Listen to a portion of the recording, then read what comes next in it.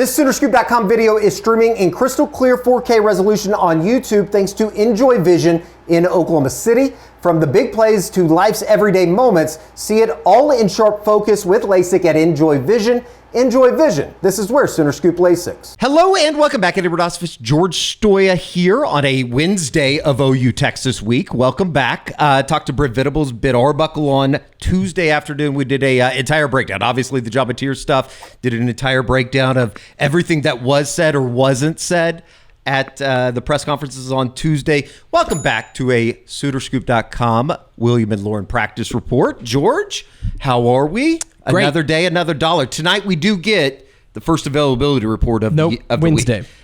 That's Yes. correct. That's because today is Wednesday, George. That is correct. But yeah, another lovely day in Oklahoma. Yesterday was a lovely day, 78 degrees, and Oklahoma was practicing indoors again. Interesting. I didn't see too many chemtrails out there as well, as I reported on Tuesday afternoon. You are on top of that. No doubt about it. All right, we don't know. It's obviously going to be something of a game time decision. We think that there's a good chance that Jobatier is going to play in that game. As we discussed on Tuesday, we're going to get into plenty of more from Brent Venables as well as Ben Arbuckle on Tuesday afternoon, as well as a little bit from Grayson Halton in the Dog Pound. Before we get to everything, though, let us tell you about our good friends over at homefieldapparel.com. Homefieldapparel.com, premium collegiate apparel brand based in Indianapolis. Don't know if Mark Sanchez stopped by.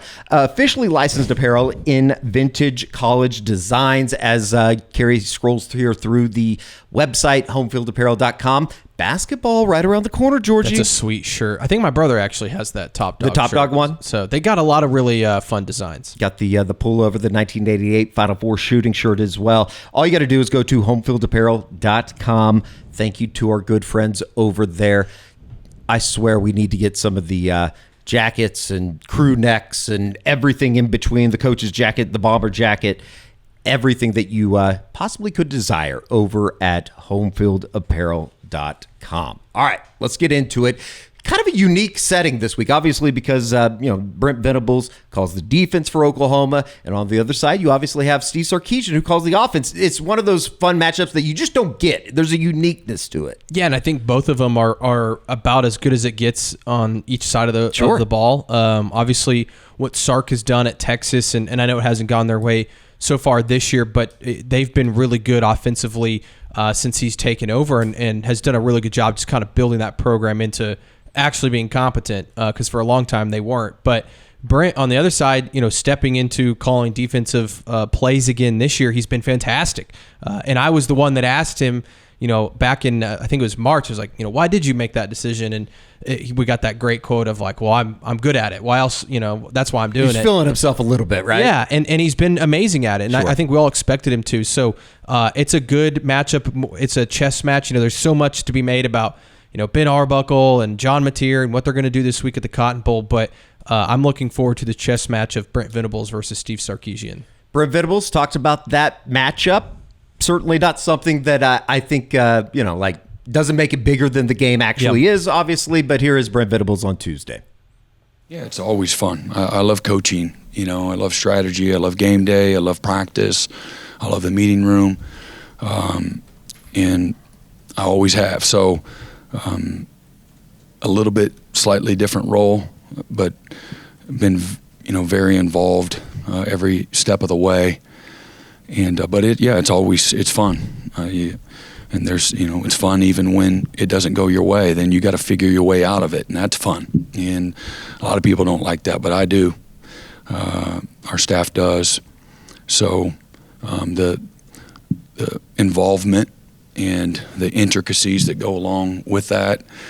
I came out of a staff meeting, with the defensive coaches, and from the moment we got here early this morning, we left out of here around 10:30 last night, got up here early this morning, and you're literally going through play-by-play together, collectively. Let's walk through this. Let's challenge each other. What do you think? All of those things, this constant collaboration is one of the funnest parts of what I do. It's like a sanctuary.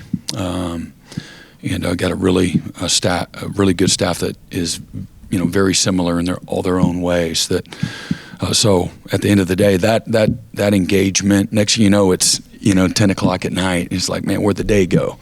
but it goes by, and that's the season. I mean, we're at the halfway point here Saturday night of the regular season, just like that. And so having again, a blast in every way, both with the players and motivating, the correction, the leading, and all the things that go in between, game day and the next game day. Hulu announced that they're not going to do the documentary over in Chapel Hill with Bill and Jordan. Just come on down to Dorman, because I would love to see some of those conversations that are going on inside the Oklahoma coach's office this week as they try to prepare. Something tells me that Brent wouldn't want that. What would that be? What would that be? Some of the answers that we got on Tuesday at the press conference. Speaking of, Keontae Lewis, certainly it sounds like as we approach the midweek portion of the OU Texas week, he's pretty damn lucky, all things considered, with the situation that they had on Saturday night. Yeah, sounds like he kind of got out of that thing unscathed. And, you think back to it, and it was such a scary moment. I think, obviously, the medical staff was being very cautious with the way that they took him out on the stretcher, and obviously ended up taking him to the hospital. But sounds like he was fine. He was even up and walking in the training room during halftime, I guess. And then, obviously, he got his x-rays back. They were all negative. I don't know if that means he can play this week. Sure. I think that I'm sure they're still being a little cautious with him, but it sounds like everything's okay. And I know that he's planning on having a lot of family at the game on Saturday. So, I'm sure that was, pre-planned before the injury, but we'll see. I'm very interested to see what he is listed as on the availability report. I was going to say, outside of the obvious with the quarterback situation and John Mateer, that's probably the second name that you look at on Wednesday night. Logan Howland, he played one play, got hurt on that play, and came out. Got rolled up on. And you'd like to have him available. Yeah, sure. He's certainly a good depth piece. But, yeah, those are kind of the only two that I'm keeping an eye on. We'll talk a little bit more about the offensive line, the run game here in a second. But here has Ben Arbuckle as well as Brent Venables on Tuesday talking about the Keontae Lewis situation. Thank goodness, right? I mean, that was a scary situation, I think, for everyone in that stadium. And it kind of made my heart stop for a little bit just because of how much I enjoy being around Keontae, how much I love Keontae and the type of kid that he is, and thinking about everything that he has in his personal life too. I mean, that was a really scary situation, and so it was great to see him walk into the building the next day. He had a smile on his face. I think there's, he has to do the proper protocol with training staff and everything, but Keontae Lewis, what a great kid. Thank goodness that he's all right, and whenever he's ready to play, he'll be ready to play. But I don't know when that is. Yeah, I think they're putting some padding. I don't know exactly when or how much and all of that, but I think they're going to put some padding around that brick area where we're vulnerable. Just there all the time. I don't know. It's what I was told, and Sometimes we could do like the summary of what he's really saying. Yeah. I would imagine that is until they sell the ads that can be put on those the Can they do that in the next 3 weeks before Ole Miss comes to town? I'm sure that if there's a will, there's a way. It does sound like that's probably something that needs to be done. I like the brick look, but certainly you want to put the player's safety first. And as many games as I've gone to down here, I can't ever remember a situation like that happening where somebody went that hard into the wall. Yeah, and that wall is really close all the way around, but I can't really remember one either. At least not in the end zones. Mm-hmm. I think there's probably been some on the sidelines. And certainly not in the north end zone. I know that there's brick in the south end zone, but I don't know. It just seems different. I think there's a little bit more room down there. Nonetheless, certainly a scary situation that I think there's a good outcome, or ultimately going to be a good outcome whenever Keontae Lewis can get back out onto the field. We'll see who's going to be throwing him the ball. On the flip side, it's kind of crazy that we've gotten to Wednesday, and this is the first time that we're talking about Arch Manning in Texas. Offensively, we talked to Joe Cook. That's going to be in the game day preview from Inside Texas, one of our good friends. But it's been interesting, to say the least, with all the expectation that came with Arch, and then obviously an offensive line that hasn't been able to protect him. Yeah, and I think some unfair expectations put on Arch, from the get-go, and largely because of his last name. And, he has not performed up to those expectations. I don't know anybody that could perform up to some of the expectations that were thrown on him, but certainly not the ideal start, right? Didn't play well against Ohio State. Had the UTEP game that was really ugly, there for most of that game. Played well against Sam Houston State, who's not any good. Sure. And then, the Florida game, if you watch that game, he was up and down. He had moments that I thought he looked really good. He kept Texas in that game at times, made some big plays, and then he made some mistakes late in that game that kind of cost him. Threw a couple interceptions in the second half that weren't very good, and unable to score there at the end to tie up the game. Now, again, how much is his fault? It feels like we're kind of having that same conversation that we had last year with a guy like Jackson Arnold. Familiar, like kind of scary familiarity. Yeah, and it's their offensive line's not very good. I think they do have good wide receivers. Running back room's not great for them right now, so they can't really run the ball, which is certainly not helping Arch. So they've got some issues offensively, and I know everybody wants to point to Arch, but I kind of think it's people around him. I still think Arch can be a really good player. I just don't know how quickly can he do that, and can he do that this Saturday in this atmosphere against this good of a defense. On Tuesday, Brent Venables was asked about Arch Manning and the importance of getting pressure on the young Texas quarterback. Yeah, no, it'll be a big part of the game. Obviously, our guys' ability up front to win and not allow the clock to be exponentially long. Very talented, tough kid. Loved how he battled and was able to bring his team back last week on the road in Gainesville. It's a very difficult place to play. They were charged up and excited to see Texas. And, man, I just appreciate and respect the courage that I watched him play with as a young player, and hadn't been in that position really much, if at all. And I thought, again, what you saw even on tape at Ohio State, where he got him within a score, having a chance to go win there. The same thing last week. Tremendous arm talent, great athlete, really has a strong pocket presence. When he does scramble, can run through a lot of trash. He's got great speed and quickness as well. A real weapon as a dual threat guy. Just a friendly reminder to please turn your phones off during a press conference. Thank you. Oklahoma, talking about the pressure, they've been very, very good about that. And certainly it's a defensive line group, as you're going to hear from Grayson Halton, that has nicknamed themselves the Dog Pound. The Dog Pound's been very active over the last 3 games, particularly 18 sacks over the last 3 games against Auburn, Temple, and Kent State. You also have 37 tackles for loss over that time. Certainly when you're going into Saturday, this is going to be a very important game for the defensive line to try to take advantage of what we see as a weakness in Texas offense with the offensive line. Yeah, another opportunity for them to kind of prove themselves as arguably the best defensive line in the country. And you would think against that, Texas offensive line, they could do that. Texas has shown a lot of vulnerability up front, and you think about a David Stone, Jaden Jackson, Dominic Williams expected to be back, Grayson Halton, obviously, and then the guys on the edge, R. Mason Thomas, Marvin Jones Jr., Taylor Wine, all those guys. It feels like eventually Oklahoma's going to be able to get after Arch. What does Texas do to combat that? That's what I'm really interested in. Do they try to do some different protections, maybe have some 6-man or 7-man protections just to give Arch a few more seconds to throw the ball. So it's going to be an interesting chess match, but I think Oklahoma's going to be able to get after him. Grayson Halton talks about where the nickname came from, and Brent Venables was asked on Tuesday, does he approve of it? It was Stone that came up with the Dog Pound, him and his cousin. And, when they said Dog Pound, we start barking. We just liked it because, dog, we some dogs. Everybody dog on that D-line. We ready to eat. Yeah, I like the engagement. To me that says there's great ownership in that group. If they named them something and then they played like a bunch of pansies, it wouldn't be any good. We'd stop that quickly. And but they haven't. They've showed up. They like to work. They like to compete.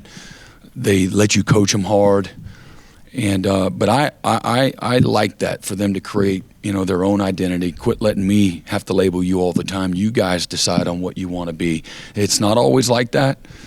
Some guys are just disinterested in that. But these guys, they like it. So I have a great appreciation for ownership and an identity that they are taking a lot of pride in. Let's hear your bark real quick. Roof. Oh my God, that's actually embarrassing. You need to talk to Finn. Let's hear yours. That's pretty good. That's how you bark like a dog right there. Yeah, that's how you bark like a dog. No pansies, though, on that defensive line. I thought we were headed down a road where he was going to use another P word, and I don't even know if we can use that here on YouTube.com. Have we told you about Huel? I think we have. The boarding's very chaotic in the boardings for me and Carrie doing the boarding radio. It's going to kill me at some point, but thank God that I use Huel, which is my fuel. How about that? That's great. And the shaker, obviously extremely easy to use. You could throw in some of the powder. You could throw in some of whatever you need from Huel.com. Yeah, the powder is great. I've used it a couple times. Vanilla and chocolate, the black edition. Like I'm reading the back of here, 40 grams of protein, Eddie. That'll fill you up. So super good for you. That's all you need in the day, as well as 6 grams of fiber, 27 essential vitamins and minerals. Also, the daily greens that Carrie and George have both been drinking great here at the office. Which one's your favorite? I like the cucumber one. Okay, the peach hibiscus I think was Carrie's favorite. You can get all of it. Huel.com. Use the promo code SooterScoop. Huel.com/SooterScoop. Use the promo code SooterScoop for 15% off for new customers. Thank you to our good friends over at Huel. Very good. I like that.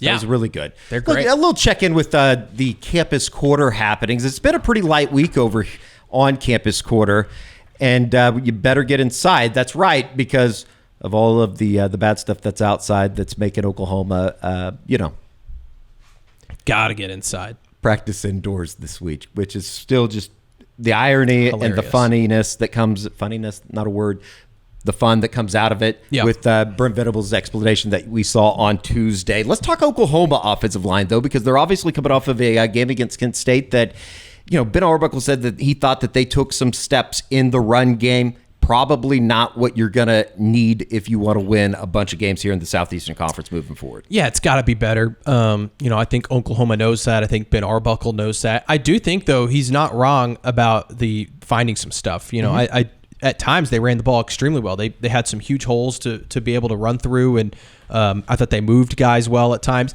And then other times it just didn't look very good, kind of like what we've seen throughout the season. So they got to figure that out. They also got to figure out the pass protection. Like, you can't give up sacks to Kent State if you're doing that.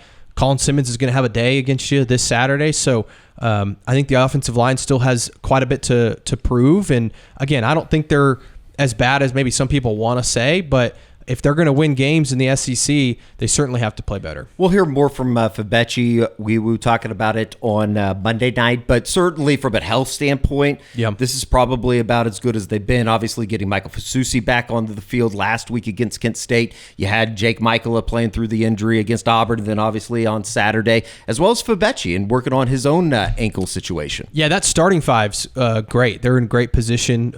They all seem healthy, or at least for the most part healthy. I guess no one's really healthy at this point in the season, but those guys look good. It's kind of the reserves that you're like, man, you wish you had a Jacob Sexton available, or a Logan Hallen. Again, we'll see kind of what his status is. Troy Everett, obviously. But other than that, your starting five, your best five, they all seem pretty good heading into this game. As for running back, a little bit of a different situation. And, we talked to Joe Cook about it and just the kind of the chaos that's going on in the running back room for Texas. Not as much chaos as you're still just trying to figure out who are some of the guys that are going to be counted on. Obviously, Torrey Blaylock and Jaden Ott were the only two guys that we saw on Saturday. What about Javonte Barnes? What about Taylor Tatum? What about Xavier Robinson? I don't know. Like, I think Oklahoma would like to have one back, one feature back, and no one's really asserted themselves. I guess Torrey Blaylock has kind of shown the most, and I think he's going to be a really good player. I think he also has some limitations as a true freshman, and you saw Jaden Ott and some of the things that he did. So I think he could be somebody that could maybe end up being your feature back if he goes out and plays this week well. And then I think Javonte Barnes is going to play.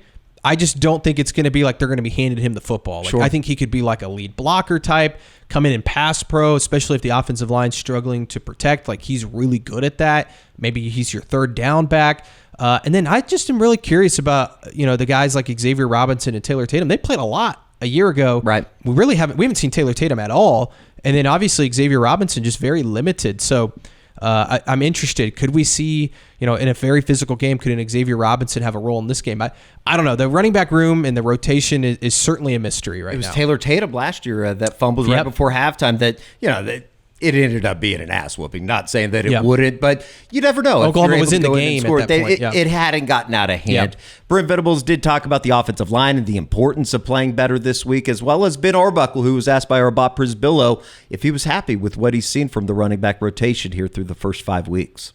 I think the lines of scrimmage on both teams is going to be, really important, and we need to play and continue to. We need to play better and get better. That's been a group that's been banged up. It's hard to, the balance of practicing the way you need to practice and also being able to help guys get healthy. So, but we're going to need to play our best 4 quarters of football. This week you can't play like crap on any side of the ball on the lines of scrimmage and then say, oh, we're going to win the game. They usually don't go together, and not real interested in having a shootout.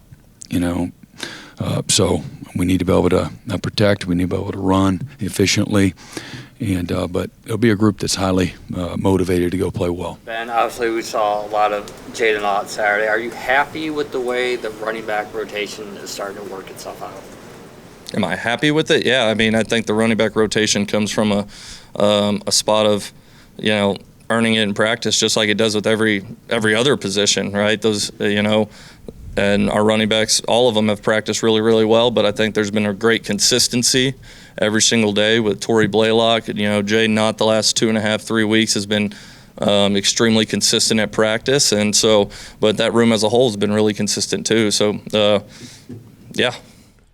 It's going to be interesting, but it does seem like maybe we're reading into it too much. Maybe I'm reading into it too much, but it does seem like what they're talking about with Jaden Ott is a little bit more real now that we saw him get a couple carries on Saturday night. And he looked good, right? Like, and they kept getting him the ball. And I wonder how much more can they get him in space? Like, I mentioned on I think it was the Game Day Rewind earlier this week, just if it's Hawkins, just getting the ball out and letting Ott, go for some screen passes and things like that and make guys miss. I think the same thing if it's John Mateer, like just kind of get him the ball in space. So very interesting to see, how much does he play? How much of a focus is he in this offense? Because I think Oklahoma, as poorly as they've run the ball, they're going to still try to. They have to have some sort of run game, I would think, in this game to have a chance to win. That's usually how this game goes, right? Sure. The team that can run the football typically wins. I don't think Texas is going to be able to run the ball very well either. If Oklahoma can even just get like 100 yards on the ground, you might feel good about your chances. It's kind of incredible, too, when you're talking about, Arch Manning's currently leading Texas in rushing.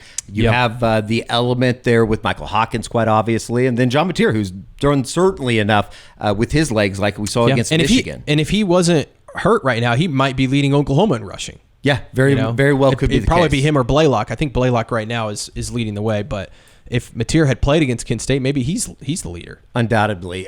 You talk about rushing the football. That's obviously kind of one of those cliche lines that we all talk about during OU Texas week. Another part of that, and it's been a part that's benefited Oklahoma as well as gone against them, is special teams. I think back to a couple years ago, you had a punt block, got down 14-0, had to climb out of that hole. You had the Caleb Kelly play in the massive comeback. David Agwebu. That he blocked a punt. Absolutely. How about, here's a throwback for you. Was it Winchester that recovered the muffed punt in 2010? No, 2000. Might have been 20, what years was that? 2011, something like that. It was 28-20. James has been in the NFL now for like 15 years, so that probably. But I remember watching that and being like, James Winchester. Even going all the way back to 2008 in the kick return, they got Texas back into the game. Yep. Alex Ross, and what year? I don't remember what year that was either. But it certainly seems like it always happens, and we talked about it on the instant reaction after the game on Saturday night, but it certainly seems like this Oklahoma special teams unit under Doug Deacon that had some questions coming out of the Michigan game in week 2, they've been unbelievable over the last 3 weeks. Good enough that, we talked about it. Is this one of the better special teams units Oklahoma's had in the last decade? I think it is, and that's why something that you could say Oklahoma has the advantage in this game. Now, this game's a fluky game. Things, crazy things can happen. Guys that you are usually sure-handed, maybe muff a punt, or a kicker, folds in a big moment, so you never know. But on paper, Oklahoma special teams I think I said it the other day, they're like 13th in the country in SP+. Texas, I think, is 96th. So that would be a pretty huge advantage in terms of the special teams unit. So, and Texas just had a punt blocked. I was going to say Saturday. That ended up being a massive play in a game that ended up being an 8-point decision. So this could be a big turning moment in the game. If Satania could have a big punt return, or Tate Sandell is just money in a game that's probably going to be close, like every point matters. Grayson Miller, if you can pin Texas deep. The two punters might be the two most important players in this game, just in terms of you have really Field good position. defenses, and we've talked about it. We'll talk about it a little bit more in the game day preview on Thursday, just in that when you get backed up into those end zones, whether it be on the Oklahoma side or on the south side of the stadium or on the north side, on the Texas side, that can change the momentum of a game. And Gary talked to some of the players about that as well. How much momentum can be swung with just one play in this game. Yeah, and that's why it's like if you can pin Texas inside their own 10 a couple times, like I feel good about this defense being able to get a stop and maybe setting up the offense with a short field. It's not always, obviously you'd love to get the turnovers and all of that and give your offense the ball back in great field position, but if you can also force some punts deep in their own area and give Satania a chance to return one, I think that's also a big win for OU. Just thought about Jaquez Petaway and the failed kick return throwback or the throw across the field there. There's plenty more that I'll probably think of. We'll entertain you with that on the Unofficial 40. Here is Brent Venables just kind of talking overall about his special teams unit through the first 5 weeks. Yeah, that's a part of our team that's playing really well right now. I have what I see is great strain, tremendous buy-in, guys that are, fighting for every patch of grass. And as we began the season, the challenge, in our return game, we can get Satania going north and south. Man, he can be one of the best in the country and help us win some football games. And that has proven to be the case. And but again, the punting, the kicking, the protection, the coverage units, it's been excellent. And hopefully that'll continue to be that. But it's been a real weapon from a field position standpoint. You just think about all those guys, and I know that we've talked about it, but Taylor Heim or Kip Lewis, Elijah Thomas. Yeah, there's so many guys that are part of this. Just kind of the core of the team. Yeah, that are busting their ass making plays down the field. It's great, and it tells you kind of the depth that they've recruited at, and also just guys buying in. I mean, you mentioned Kip Lewis. I know you didn't mean to, but he's on a lot of the special teams units. Made a tackle on kickoff, I believe. David Stone, I think, is on punt as one of the protectors. You got Owen Heineke running down on pretty much every special teams unit. Seems like he always makes a special teams tackle. So it's not just the guys obviously it's great to see an Elijah Thomas or Taylor Heim, some young guys, but it's even the veterans that are out there contributing and knowing that that's a really important job on this football team. Gabe Burkich made a bunch of field goals in that quadruple overtime game back in 2020. I think Tress Way had a couple good moments in OU Texas. I'm sure that Tress Way had a couple moments. Austin Seibert. Sure. I think back even on the Texas side, Cameron Dicker hit the one against Kyler Murray in 2018. But then Seibert hit a big one in the Big 12 championship. So this game, there's always something that happens on special teams, and you want to be on the right side of that. Well, and there's always something that happens that nobody talks about, like going into the game on Saturday, and then all of a sudden it hits you in the face on Saturday afternoon. It's like, I didn't expect that. That's OU Texas for you. All right, plenty more to come here on the SoonerScoop.com YouTube channel. We got the Unofficial 40 coming up on Wednesday, as well as Wednesday evening, Family Business. Very, very, very special guest that I think Oklahoma fans will really, really enjoy. For George Stoya, I'm Eddie Radosevich. We will see you right back here from the SoonerScoop.com studios on Campus Quarter. Bye-bye.